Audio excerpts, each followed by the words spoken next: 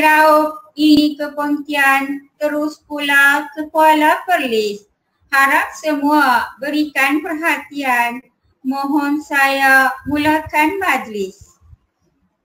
Daun layu di tengah gurun, nampak jalur pohon cemara. Tradisi Melayu turun-temurun, pantun diatur pembuka bicara. Assalamualaikum warahmatullahi wabarakatuh dan selamat sejahtera. Yang berusaha Puan Hajah Ainur binti Jais, Guru Besar Sekolah Kebangsaan Konvent. Yang dihormati barisan guru-guru penolong kanan, guru-guru, seterusnya para pelajar yang disayangi. Bersyukur kita ke hadrat ilahi dengan limpah kurnianya dapat kita berhimpun dalam majlis yang indah ini, iaitu Majlis Pelancaran Nilam dan Program Guru Penyayang secara dalam talian peringkat sekolah bagi tahun 2021.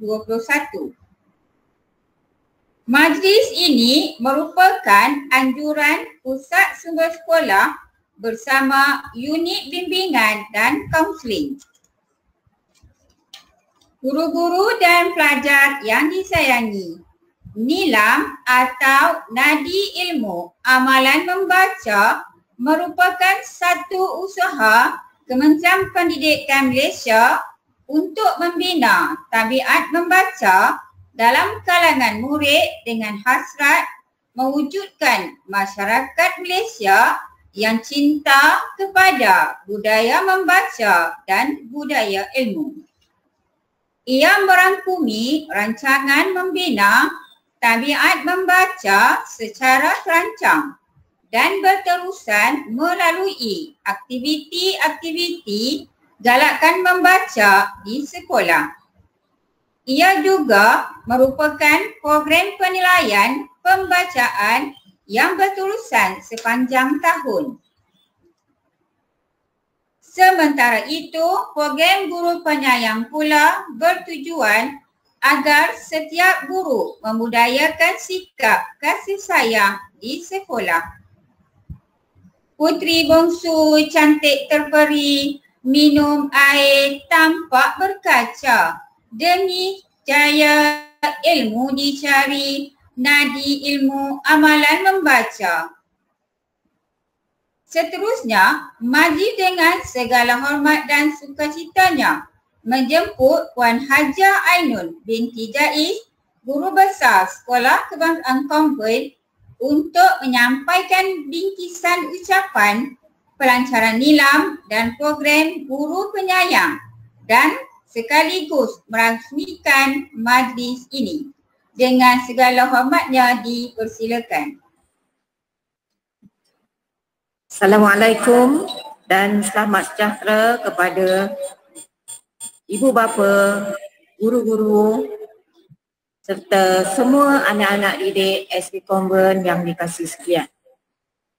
Semoga kita semua berada dalam keadaan sihat walafiat dan dijauhkan daripada wabak virus COVID-19. Pertama sekali, saya memanjatkan kesyukuran kehadrat Allah Subhanahu wa Ta'ala dan juga tahniah saya ucapkan kepada Jawatankuasa Pusat Sumber Sekolah SK Konvent dan juga Jawatankuasa Bimbingan dan Kaunseling kerana dapat bergabung mengadakan pelancaran program nilam juga program Guru Penyayang pada hari ini. Pandemik COVID-19 secara tersiratnya membuatkan kita lebih kritis dan kreatif dalam apa jua bidang yang kita ceburi. Maka pada hari ini, buat julung kalinya, kita mengadakan pelancaran program nilam dan Guru Penyayang ini dengan menggunakan platform digital. Tuan-tuan, puan-puan serta anak didik yang dikasihi sekalian. Nilam atau dikenali sebagai Nadi Ilmu Amalan Membaca merupakan satu program yang dirangka khas untuk menyamai budaya membaca di kalangan anak-anak sejak dari bangku sekolah lagi. Program yang telah dilaksanakan sejak tahun 1999 ini mencakupi semua aktiviti galakan membaca yang dijalankan di sekolah yang melibatkan penilaian pembacaan yang berterusan sepanjang tahun dan diakhiri dengan pengiktirafan yang bersesuaian. Program ini bertepatan dengan konsep pembelajaran sepanjang hayat yang akan memberi manfaat kepada semua peringkat usia. Pelancaran program NILAM merupakan salah satu agenda Kementerian Pendidikan Malaysia. Diharapkan pelancaran program ini dapat menjadi permulaan untuk program ini dapat dilaksanakan secara efektif sepanjang tahun. Bermula tahun ini, murid-murid boleh mengisi rekod NILAM secara atas talian melalui platform Delima. Bagi murid-murid yang tiada capaian internet dan kemudahan peranti, boleh mengisi borang secara yang dibekalkan oleh pihak sekolah. Matlamat dan objektif program NILAM dijalankan untuk menggalakkan murid-murid menjana idea kreatif dan inovatif serta dapat menyemai tabiat membaca di kalangan warga sekolah dan masyarakat secara umum. Manakala pelaksanaan amalan guru penyayang bertujuan agar setiap guru membudayakan sikap kasih sayang di sekolah. Antara objektif program guru penyayang ialah menjiwai amalan penyayang sebagai budaya guru, menginsafi bahawa kehadiran murid merupakan rahmat kepada sekolah. Menyedari bahawa setiap murid adalah aset kepada sekolah dan menghargai sumbangan murid, ibu bapa, komuniti serta masyarakat kepada sekolah. Akhir kata, dengan lafaz Bismillahirrahmanirrahim, saya merasmikan pelancaran program NILAM dan guru penyayang peringkat SK Convent pada tahun 2021. Majlis mengucapkan setinggi-tinggi penghargaan dan ribuan terima kasih kepada Puan Guru Besar atas kesudian menyampaikan ucapan itu tadi. Bagi gimik pelancaran NILAM, kita akan melancarkan brosur digital pelancaran NILAM dan program guru penyayang peringkat sekolah.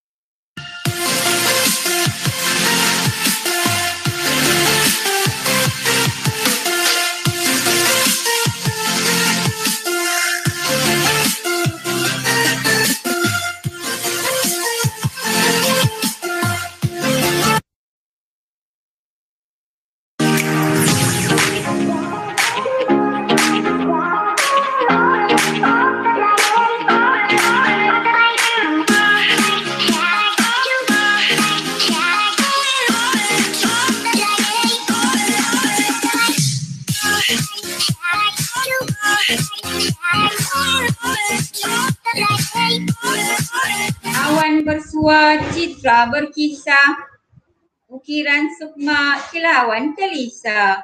Ucapan sudah, gimik pun sudah, persembahan pelajar menyusul pula. Bagi menceriakan majlis kita pada hari ini, marilah kita saksikan persembahan lisensi buku oleh tokoh NILAM Bahasa Melayu bagi tahun 2020 iaitu adik Farisha Hanani binti Muhammad Rizal. Untuk pengetahuan, adik Farisha Hanani telah muncul sebagai naib johan dalam pemilihan tokoh nilam peringkat daerah Manjung bagi tahun 2020. Majlis mempersilakan. Assalamualaikum dan selamat sejahtera. Saya Farisha Hanani binti Muhammad Rizal berusia 11 tahun dan merupakan pelajar tahun 5 di Sekolah Kebangsaan Konvent. Pencapaian tertinggi saya dalam bidang kurikulum ialah mendapat tempat pertama dalam pertandingan pidato Pandu Bukit Tunas peringkat daerah pada tahun 2020. Pada hari ini, saya ingin berkongsi lisensi buku karya besar yang telah saya baca. Hidup ini penuh onak dan duri, perlu pengorbanan, perlu kesetiaan dan perlu kesabaran. Buku yang ingin saya kongsikan bertajuk Perjudian. Buku ini hasil karya S. Othman Kelantan. Beliau merupakan seorang sastrawan negara yang telah menghasilkan banyak cerpen dan novel yang mampu memberi impak kepada masyarakat. Novel ini diterbitkan oleh Dewan Bahasa dan Pustaka pada tahun 1973. Buku ini setebal 228 muka surat serta syarat dengan pengajaran dan teladan. Buku ini mengisahkan kehidupan segolongan petani yang sanggup memperjudikan nasib untuk menduduki sebidang tanah kerajaan. Impian Pak Mat yang membunuh untuk memiliki tanah sendiri turut mengheret isterinya Meknak dan anaknya Siti Sarah ke tanah Meluka Payah Kedondong. Bukan mudah membuka tanah dengan hanya memodalkan tulang 4 kerat, tambahan pula usianya Pak Mat sudah separuh abad. Namun, tekadnya bulat mengharungi segala cabaran demi memenuhi hajat. Dugaan datang silih berganti, bermula dengan kematian anak lelakinya yang dipagut ular ketika membuka hutan. Dengan jerih payah Pak Mat dan Meknak mengerah keringat tua untuk mengusahakan tanah. Namun, dugaan datang lagi. Kali ini, babi hutan dan haiwan liar pula memusnahkan tanaman yang telah mereka usahakan. Baru saja meraihkan kejayaan, isteri tercinta pula dijemput ilahi setelah dibagut ular ketika membuka tanah baru.